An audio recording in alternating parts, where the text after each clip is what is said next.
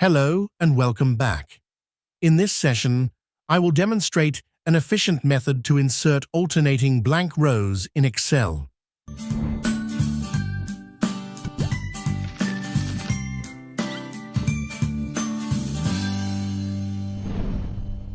I will begin by briefly showing the conventional manual approach, right-clicking each row and selecting Insert repeatedly to illustrate how time-consuming and error-prone it can be.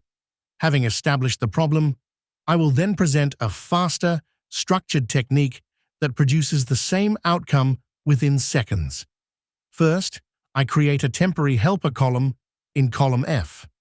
In cell F2, I enter the number 1 and drag the fill handle down to cell F16.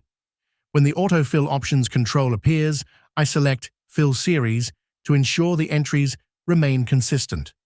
Next, I select the generated numbers from F2 through F16, copy them, and paste the same sequence beginning at cell F17. This duplication sets up the alternating pattern we need. Subsequently, I enable filters by selecting the header row from A1 through F1 and choosing the filter command.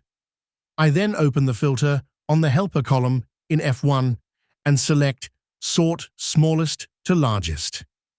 This sort operation interleaves the original records with the duplicated helper entries, effectively creating the positions for the blank rows.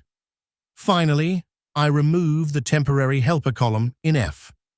The result is a neatly formatted table with alternating empty rows, achieved quickly and reliably.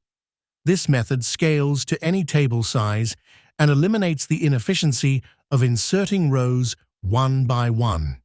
If you found this instruction valuable, I invite you to subscribe for more concise Excel techniques and best practices.